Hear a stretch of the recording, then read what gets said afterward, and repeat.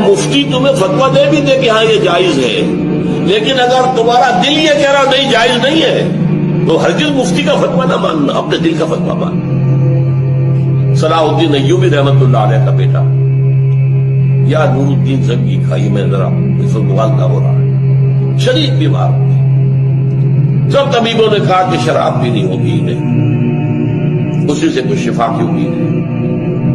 ان کے سامنے کہا گیا یہ تو حرام ہے۔